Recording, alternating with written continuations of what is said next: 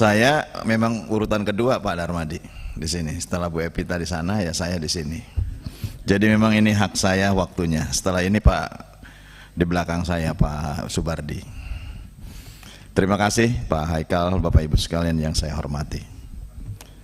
Pertama, saya apresiasi tentu terhadap saudara-saudara yang selama ini mendedikasikan untuk terus berkarya dan berbuat seoptimal mungkin dalam pencegahan terhadap terjadinya monopoli, persaingan tidak sehat, dan tentu mencegah tumbuhnya kartel. Tetapi saya kira masih banyak hal yang tentu perlu dibenahi. Oleh karenanya saya juga membaca seluruh makalah yang sudah disampaikan dengan cermat, dan rasa-rasanya memang ini menjadi harapan kita bersama. Versinya lain-lain dari mulai kemarin, dari 9 kandidat yang telah di fit and proper test kemarin, dan saat ini akan di fit and proper test lagi 9, tentu memiliki gaya, cara, konsepsi yang tentu berbeda-beda cara pandang. Namun tujuannya hampir sama, bahwa bagaimana mewujudkan sistem usaha yang sehat, yang efisien, yang tidak merugikan masyarakat, dan tentu bermanfaat bagi bangsa dan negara. Yang kedua, saya ingin mempertegas saja, karena tadi sudah juga disinggung terkait penguatan terhadap kelembagaan, baik internal maupun eksternal. Kelembagaan ini penting karena tidak ada cara yang efektif kalau lembaganya tidak kuat. Pasti membutuhkan kelembagaan yang kuat, yang kredibel, yang berintegritas, karena pengawasan modal utamanya adalah integritas. Modal utamanya adalah kredibilitas.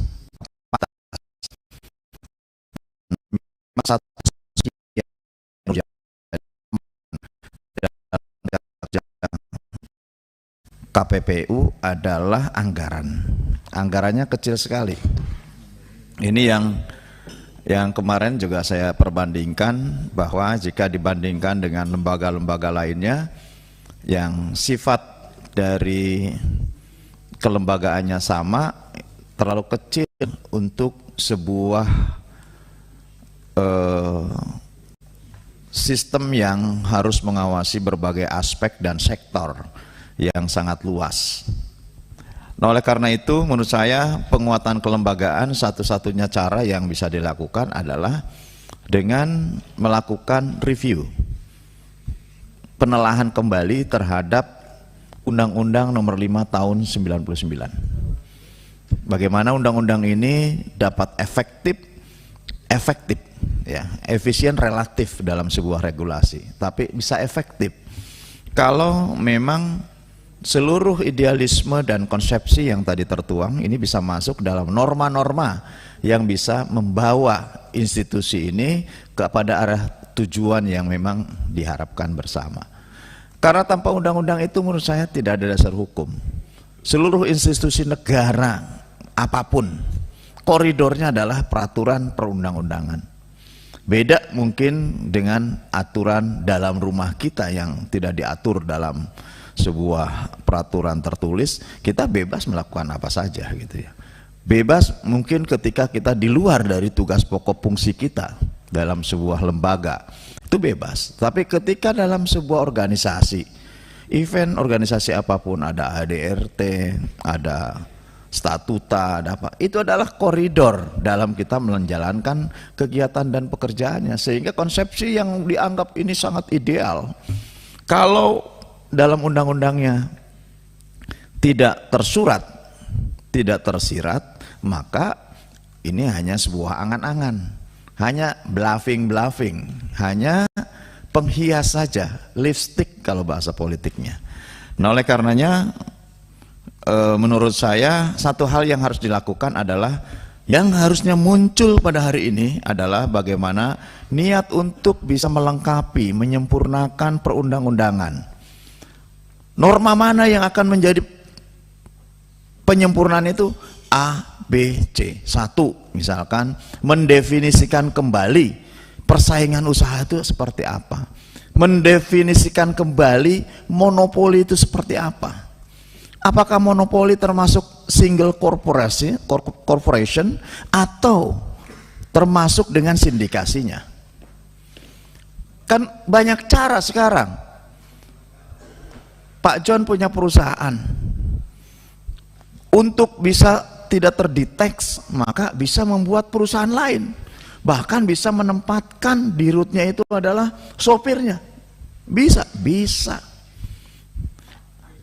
underhand untuk melakukan perjanjian, bisa, karena kerahasiaan ini bisa dalam koridor hukum para pihak, itu bisa. Ini bagaimana cara memecahkan persoalan ini, bahwa dalam undang-undang harus disebutkan terhadap perusahaan-perusahaan yang terindikasi mereka melakukan kartel dengan cara dan melakukan sindikasinya dengan perusahaan-perusahaan turunannya, maka dapat kami usulkan bukan hanya perdata, juga harus ada unsur pidananya. Gitu kan, hak eksekutorialnya sekarang hanya perdata. Nah, ada pidananya, meski barangkali pidana tidak menjadi domain KPPU, bisa menjadi rujukan bahwa ketika terbukti melakukan tindakan yang mendapatkan hukuman perdata dari sidang mahkamah di KPPU, maka dapat diajukan sidang pidananya di tempat lain atau unsur pidananya di tempat lain. Itu bisa, tergantung undang-undang. Dulu pada waktu saya menyusun undang-undang perlindungan kebakaran hutan itu, masih debat sekali dengan para pakar hukum, karena kami menggunakan pasal hukuman minimal dan hukuman maksimal. Gitu. Kan sekarang kan hukuman maksimal. Kalau hukuman maksimal ya bisa saja mendapatkan hukumannya sangat minimal. Nah, supaya tidak mendapatkan hukuman sangat minimal atas kerusakan hutan, maka ditetapkan hukuman minimal gitu. Nah, ini bisa saja. Nah, oleh karenanya menurut saya tadi belum nampak bahwa urgensi perbaikan dan yang harus segera dilakukan terhadap KPPU dalam rangka penguatan kelembagaan dan keefektifan untuk mencapaikan tujuan, maka harus dilakukan revisi undang-undang dengan norma-norma A, B, C, D, E, F, G. Ini lebih rasional bagi saya, karena ini adalah institusi negara gitu. Nah, yang kedua, betul tadi prestasinya Yudi Hidayat sebagai anggota KPPU. Ini lebih penting menurut saya daripada sebuah keinginan atau harapan, konsepsi yang tadi disampaikan. Sehingga apa? Dari prestasi inilah maka ke depan kami harus melakukan perbaikan pada sisi ini. Nah, ini lebih bisa saya tangkap gitu. Karena selama saya berada di Komisi 6 4 tahun ini, juga akibat dari anggaran yang tidak cukup, juga kemudian menyebabkan terhadap ketidakmampuan ekspansinya kinerja dari KPPU. Yang ketiga, kan ada PNBP. PNBP sekarang dapat berapa dari peraturan internal? Hanya 4,5% ya kalau nggak salah. Kecil sekali, tidak menjadi motivasi gitu loh. Coba kalau aturannya bahwa KPPU pada setiap kasus perdatanya bisa atau dapatlah gitu loh. Karena tidak juga terlalu mengikat. Dapat mendapatkan income per kasus perdata 50% dari pembebanan terhadap para termohon, luar biasa. Itu bisa jadi motivasi. Kalau sekarang PNBP-nya berapa, Pak? Pak Yudi, berapa PNBP-nya? Ayo baca dulu. Ya, kan Kan yang gini-gini saya harus tahu gitu. Dari PNBP, kalau misalkan ini kan bisa mewujudkan semua kantor-kantor di provinsi. Sekarang kan tidak di seluruh provinsi, hanya di sebagian kecil provinsi. Hanya di berapa? 4 atau 5 ya? 7, sudah 7 sekarang. Kan semestinya 38 provinsi gitu. Nah, kalau ini bisa dilakukan Pak, disinilah kekuatan kami KPPU untuk lebih bisa bagaimana berkontribusi untuk bisa mewujudkan sistem usaha yang lebih sehat. Yang keempat, yang menurut saya penting adalah mendefinisikan terhadap persaingan usaha itu sendiri. Karena menurut saya ini bukan persoalan persaingan usaha, tapi persoalan monopoli, persoalan kartel.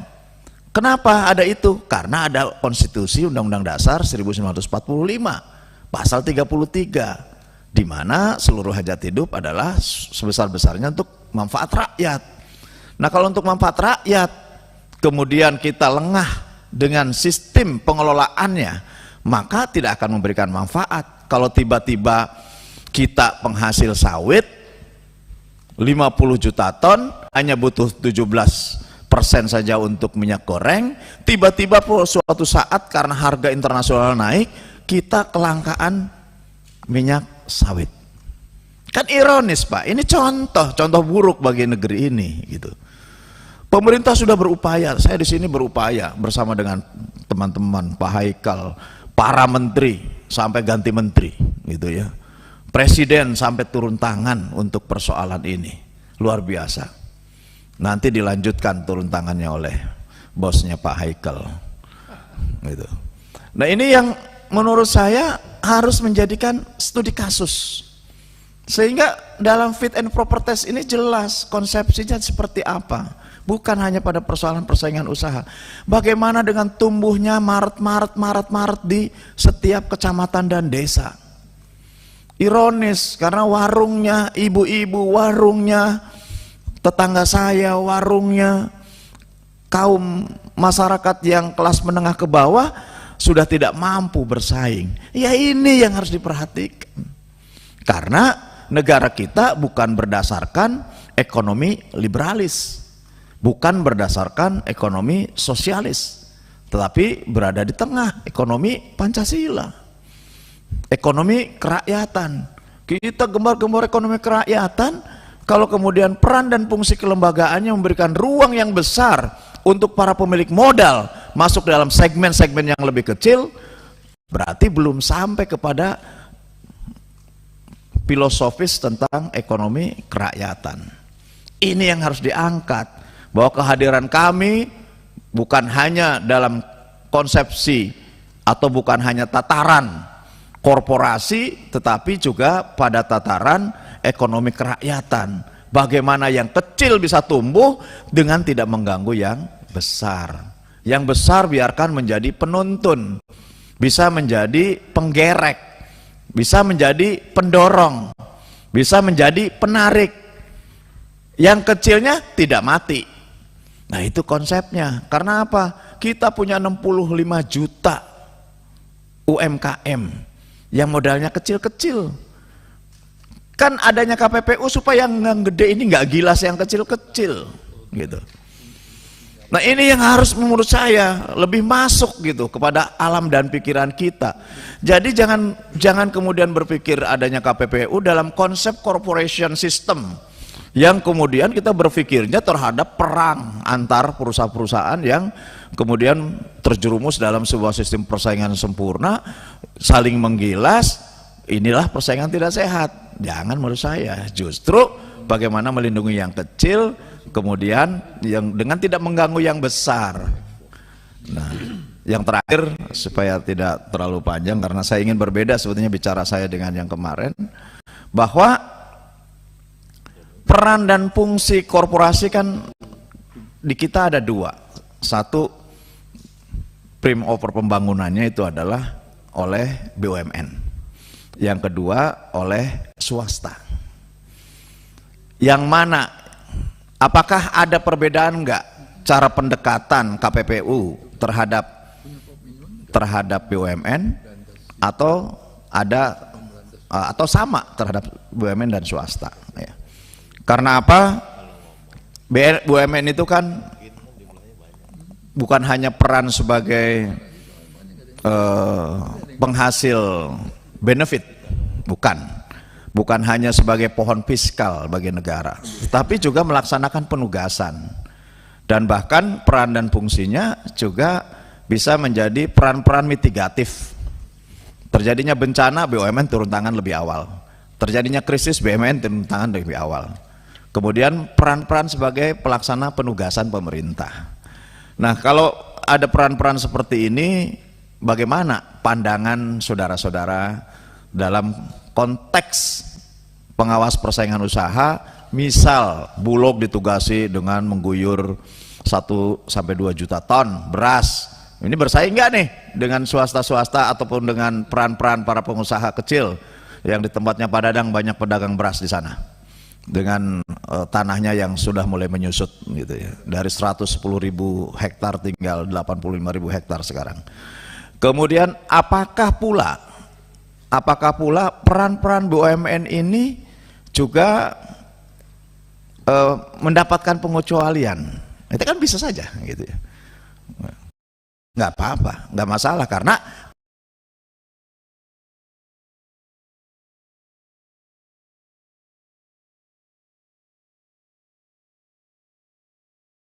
diawasi terus oleh KPPU juga, dia juga melaksanakan atas koridor undang-undang yang lain, maka mereka lebih kaku, tidak bisa fleksibel, akhirnya juga tidak bisa berkembang itu BUMN. Swasta kalaupun kemudian terlalu dibebankan, ini juga kasihan mereka, karena mereka juga harus efisien dalam usahanya, karena mereka menggunakan modal sendiri, tanggung jawab sendiri, dan kemudian mereka harus kompetitif gitu. Nah, oleh karena itu saya kira tidak sederhana, tapi saya yakin saudara-saudara memiliki cukup kemampuan lah untuk itu.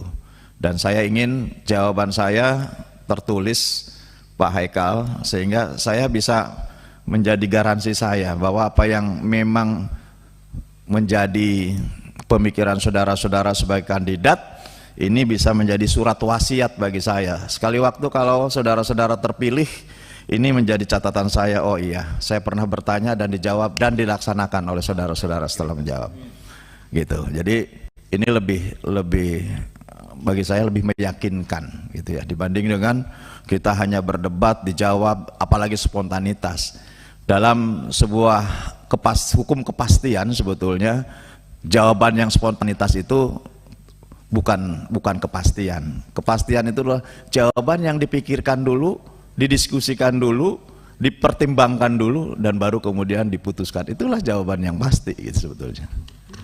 Saya kira itu Pak Haikal, terima kasih atas waktu. Dan saya kira memang Indonesia ke depan harus lebih bijak lah dalam berbagai keputusannya, apalagi sebagai pengawas persaingan usaha gitu ya. Dan pandai-pandailah bisa menilai mana yang memang ini masuk dalam kategori yang yang diperkenankan oleh undang-undang dan tidak diperkenankan oleh undang-undang. Oleh karenanya konteks ke depan sekali lagi adalah bagaimana merevisi undang-undang ini akan lebih efektif, sehingga tadi juga akhirnya efisien dan punya nilai manfaat bagi bangsa dan negara. Terima kasih. Assalamualaikum warahmatullahi wabarakatuh. Waalaikumsalam warahmatullahi wabarakatuh.